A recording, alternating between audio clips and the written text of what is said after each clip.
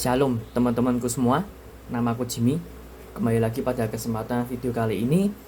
Dan di hari ini aku mau ngebahas soal tali iman. Ya, seperti terdapat judul pada bawah sini ya. Nah, tapi sebelum menuju ke tali iman, aku mau memberi pesan bahwa setiap dari kita ini ya, orang-orang Kristen ya, anak-anak Tuhan, pasti segala dosa dan segala kutuk, segala perbuatan jahat, segala kesalahan kita itu sudah ditebus sama Tuhan. Ya, Tuhan sudah ambil semuanya itu dan sudah dipatahkan, sudah dilenyapkan, ya, di dalam Dia.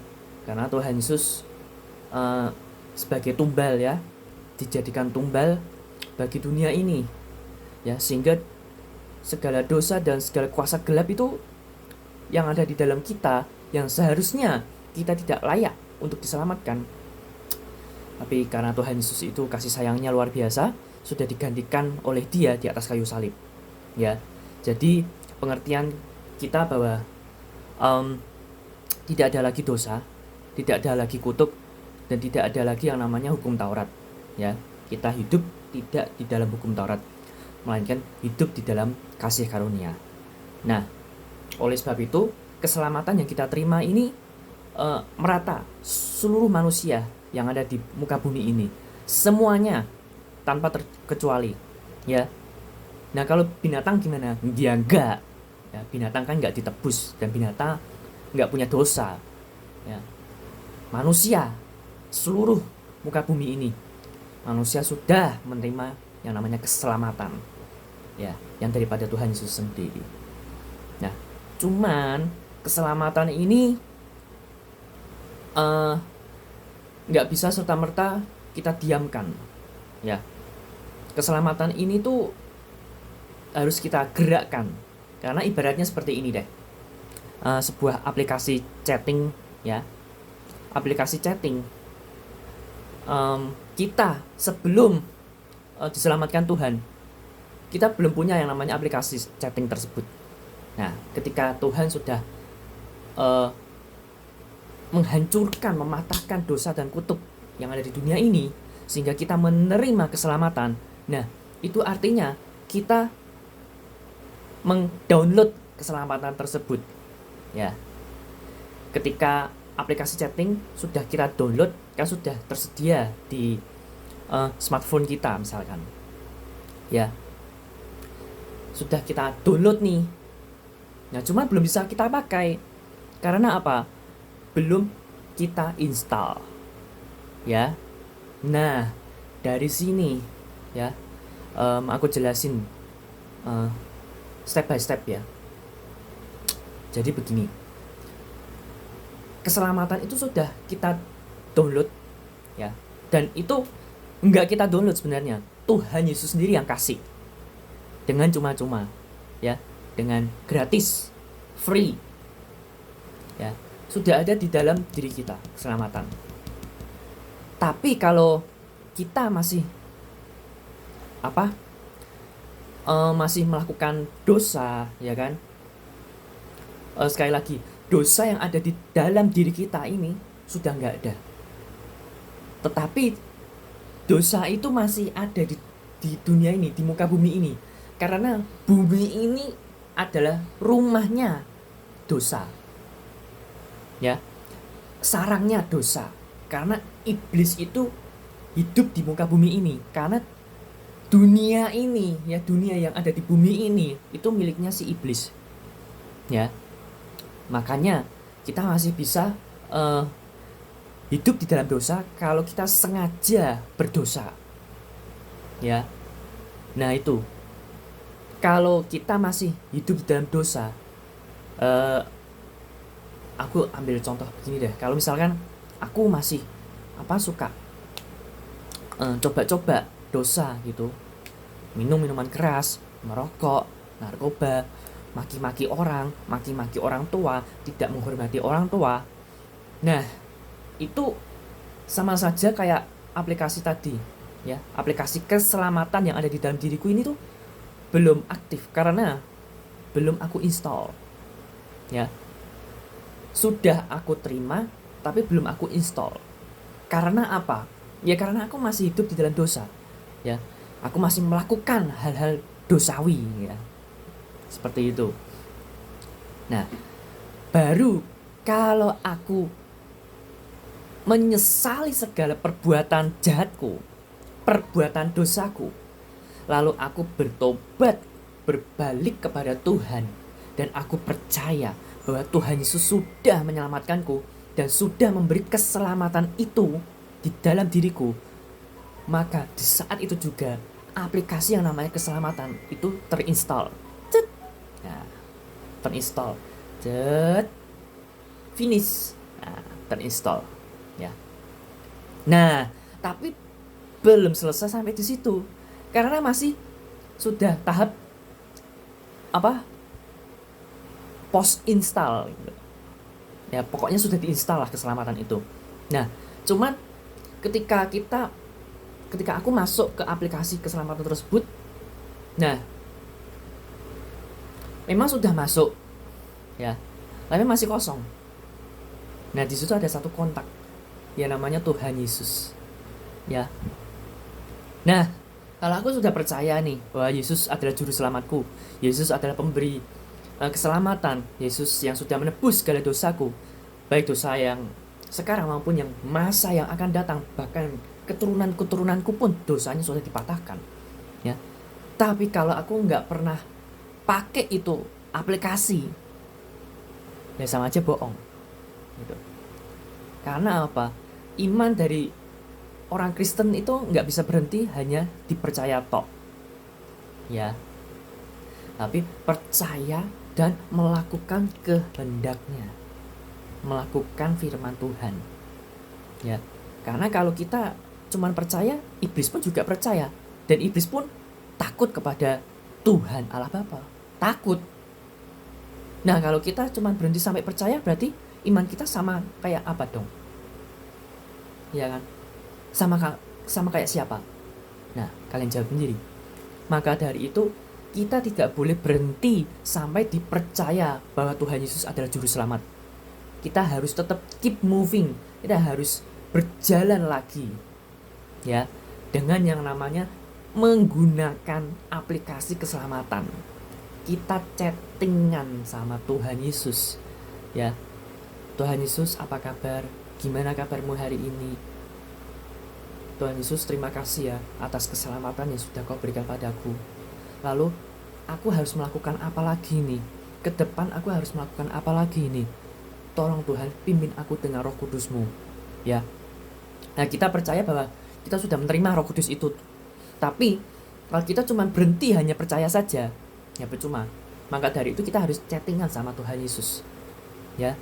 Minta tuntunan Roh Kudus supaya apa yang kita lakukan ke depan benar-benar dalam pimpinan Roh Kudus, agar segala sesuatu yang kita lakukan itu berkenan di hadapan Tuhan ya. Nah ketika kita chattingan sama Tuhan Yesus membalas, oke nak, kamu sudah memakai aplikasi ini dan sudah mau ngobrol sama aku, maka aku akan kasih firmanku ini kepadamu ya, khusus hanya untukmu. Jadi untuk ke depan kamu harus lakukan ini ya. Dan nak, ke depan bakal tidak mudah, tetapi sekali lagi yakinlah dan percaya dan bersandarlah kepadaku bahwa aku akan selalu tuntun kamu terus hari demi hari, langkah demi langkah ya.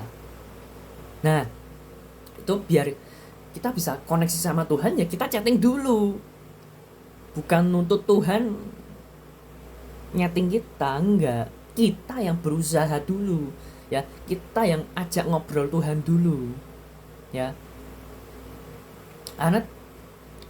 Karena Tuhan Yesus yang sudah terlebih dahulu mengasihi kita, maka tindakan kita selanjutnya adalah berkomunikasi kepadanya ya.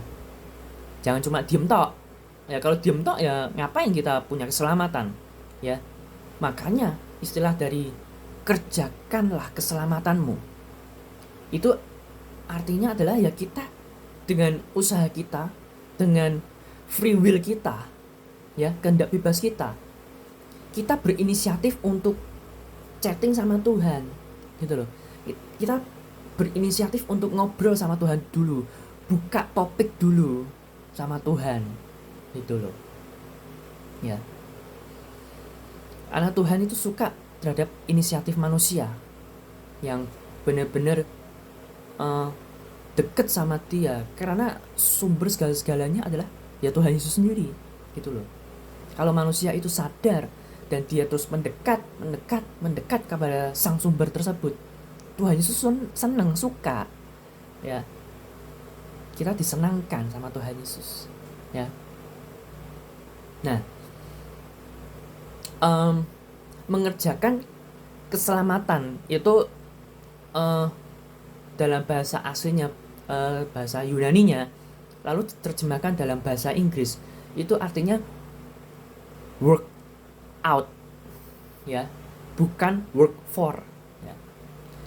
Banyak orang-orang Kristen di muka bumi ini salah mengartikan bahwa mengerjakan keselamatan kita itu kita work for, kita bekerja untuk Tuhan. Dan sekarang kalau kita sudah diselamatkan, kita sudah dikasih kasih karunia-Nya Dia, ngapain kita repot-repot, ngapain kita keringetan bekerja untuk Tuhan?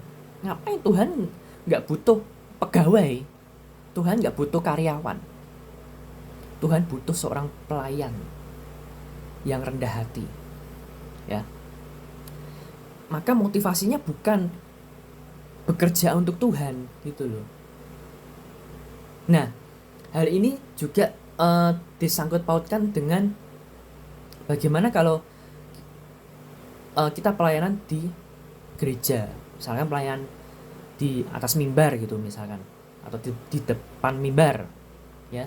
Itu adalah pelayanan untuk pekerjaan Tuhan. Yes, memang. Cuman kita tidak bisa berhenti sampai di situ tok, ya. Untuk tahap awalan nggak apa-apa, sebagai jalan awal lah, sebagai intro, ya, belum masuk bab, tapi masih intro, prolog, is okay.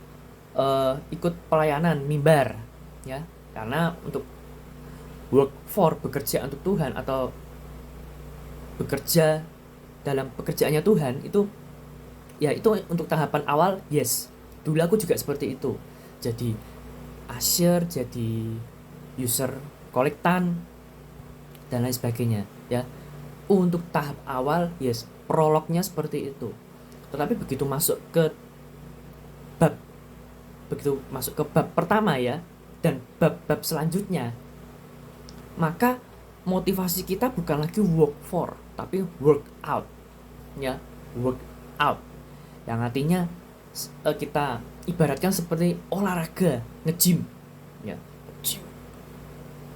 We have to work out supaya iman kita semakin kuat, semakin bertumbuh, dan kita semakin intim sama Tuhan.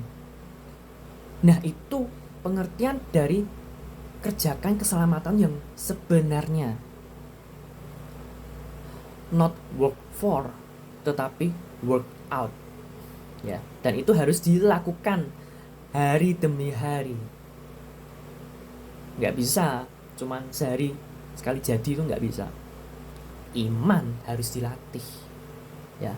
Kalau kita melatih iman kita, berarti kita sedang mengerjakan keselamatan kita. Dan itulah yang Tuhan mau bagi kita sebagai umat Kristen, sebagai anak-anaknya Tuhan, supaya kita tidak jadi anak-anak gampangan, ya. Kita jadi anak-anak yang kuat seperti Raja Wali yang terbang tinggi mengatasi badai-badai kehidupan. Nah, itu yang Tuhan mau di dalam hidup kita. Nah, lalu seperti pada judul video ini, tali iman.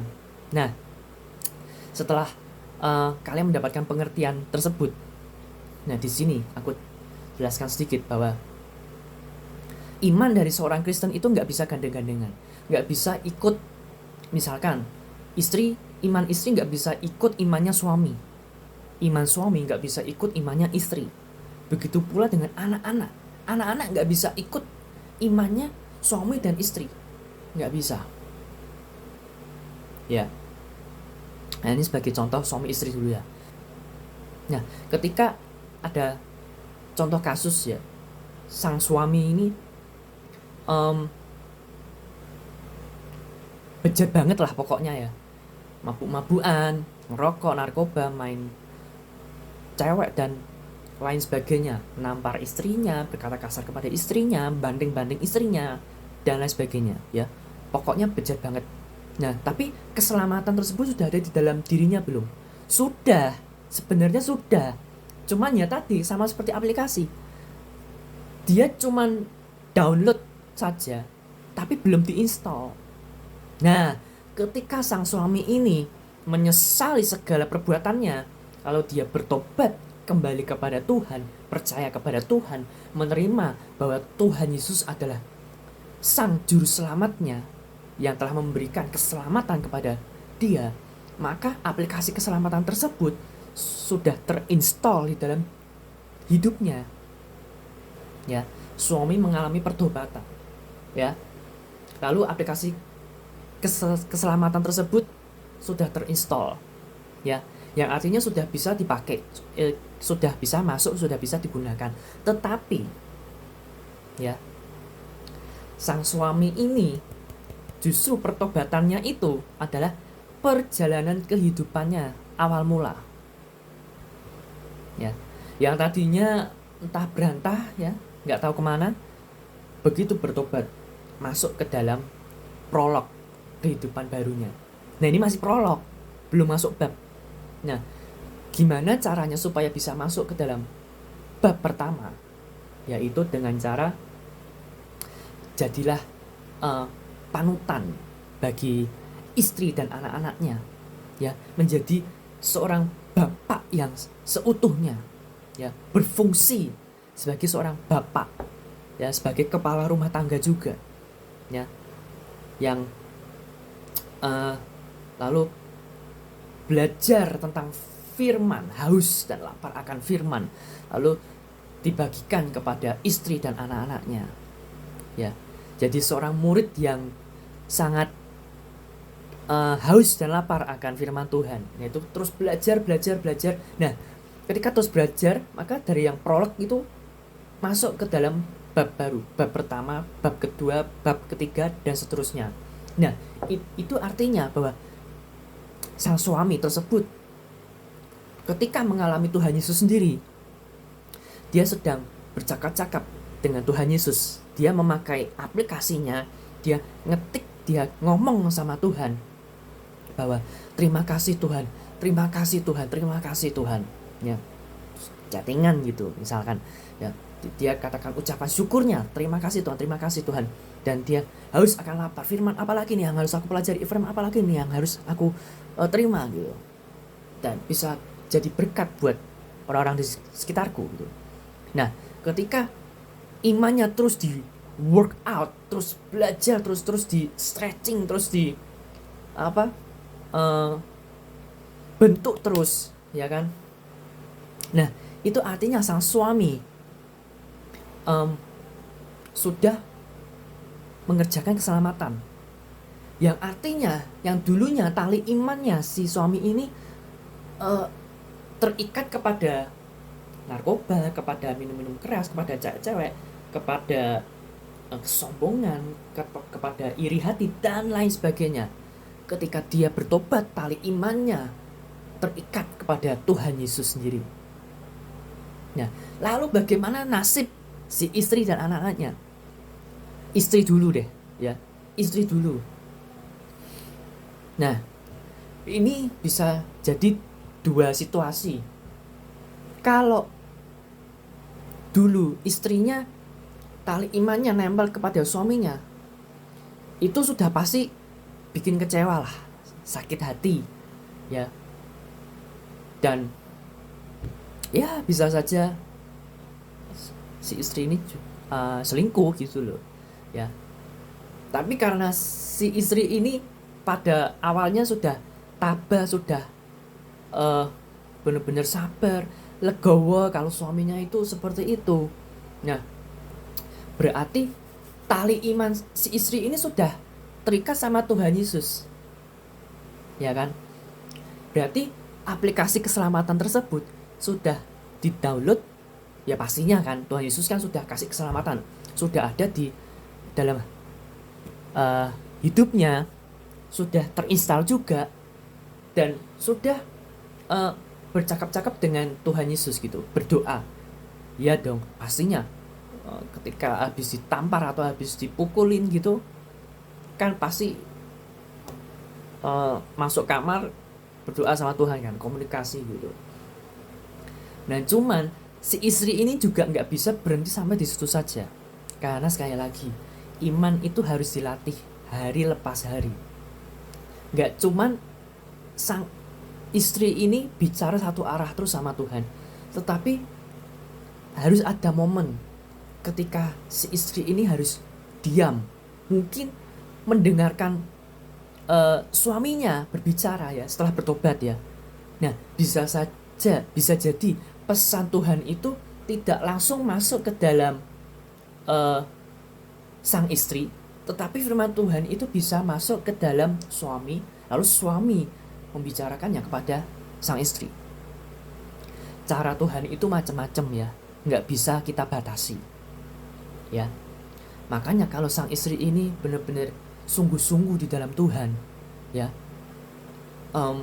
dia pasti bisa nangkep rema dari pesan Tuhan ya, itu bisa melalui suaminya yang sudah bertobat. Nah kalau begitu, tali iman dari sang suami dan si istri ini benar-benar sudah terikat kepada Tuhan Yesus ya. Lalu bagaimana dengan anak-anak? Nah kalau anak-anak masih kecil-kecil ya, masih usia balita lah, di bawah 5 tahun maupun di bawah 10 tahun ya. Nah itu memang untuk awalannya tali iman mereka itu ngikut sama orang tuanya. Karena apa? Karena apalagi orang tuanya ya, sudah bertobat ya, suaminya sudah bertobat dan istrinya makin sungguh-sungguh di dalam Tuhan gitu. Nah itu otomatis kan si orang tua ini kan mencerminkan dari kasih Tuhan Yesus sendiri ya. Jadi ketika sang anak ini melihat mama dan papanya, itu sama seperti dia sedang melihat Tuhan Yesus sendiri ya. Dan itu artinya tali imannya mereka masih terikat oleh kedua orang tua mereka. Itu bagus untuk awalan. Tapi seiring berjalannya waktu, semakin bertambah usia, semakin dewasanya si anak ini ya, SMP, SMA, kuliah, kerja, tali imannya nggak boleh terus menerus terikat kepada kedua orang tuanya, nggak boleh. Karena sekali lagi pengalaman kita dengan Tuhan Yesus itu harus pribadi lepas pribadi, nggak bisa gandeng-gandengan. Iman orang Kristen itu nggak bisa ikut-ikutan, ngikut orang tua, ngikut pendeta, ngikut penginjil, nggak bisa ya. Makanya si anak ini ya harus ngalami sendiri kasih Tuhan Yesus di dalam hidupnya. Nah tugas sebagai orang tua ini mengarahkan ya. Ilustrasinya tuh seperti orang tuanya itu mengambil tali iman anaknya, lalu dia kasihkan kepada Tuhan Yesus. Nah ini tali imanmu ini harus, salah gini, orang tua mengambil tali iman tersebut, lalu tali iman tersebut diberikan kepada tangan dari si anak ini sendiri. Nah orang tua harus berkata bahwa, nah kamu harus mengalami kasih Tuhan sendiri. Karena pengalaman iman orang Kristen itu nggak bisa ngikut orang tua, nggak bisa ngikut ayah dan ibu, nggak bisa ngikut mama dan papa, nggak bisa. Kamu harus mengalami sendiri keajaiban dari kasih Tuhan Yesus sendiri. Maka dari itu tali iman ini kamu harus gantungkan, kamu harus ikatkan sendiri kepada Tuhan Yesus. Nah, jangka panjangnya adalah ketika si anak ini sudah berusia 50 tahun atau 60 tahun bahkan. Ketika orang tuanya mulai sakit-sakitan, nggak bisa apa-apa, dan begitu mereka meninggal, si anak-anak ini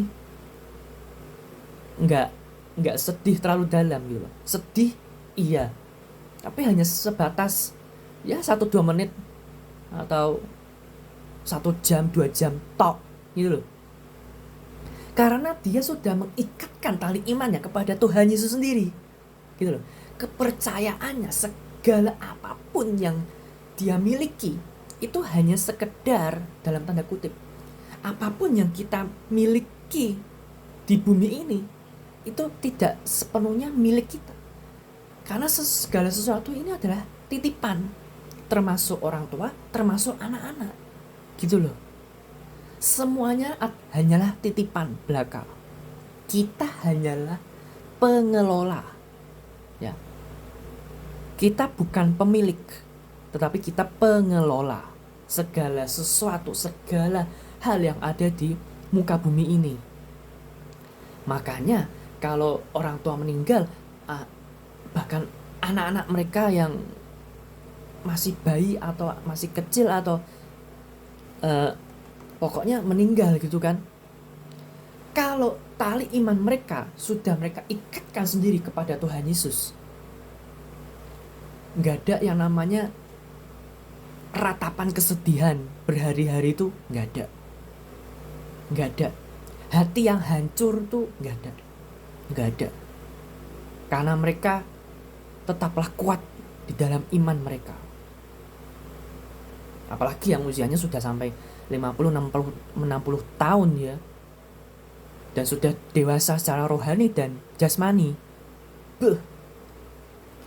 Pengharapan mereka tetap kepada Tuhan, karena segala yang ada di muka bumi ini miliknya Tuhan Yesus.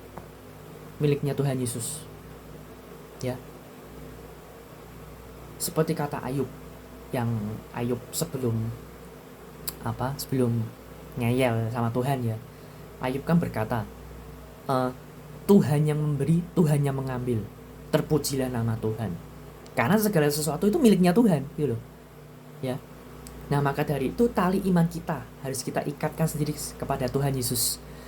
Tali iman kita tidak bisa ngikut orang tua, nggak bisa ngikut anak-anak, nggak bisa ngikut kepada pendeta-pendeta, nggak bisa ngikut kepada penginjil-penginjil, nggak bisa. Makanya ada hamba Tuhan berkata, jangan cari-cari pendeta, jangan cari-cari hamba Tuhan, ya, cari Tuhan Yesus sendiri. Karena kamu yang mengalami masalah, kamu yang harus mengalami mujizatnya bersama dengan Tuhan Yesus. Ya. Jadi itu aja video yang cukup panjang, tapi biarkanlah video pada kali ini bisa mencerahkan kalian dan bisa menjadi inspirasi bagi kalian semua. God bless.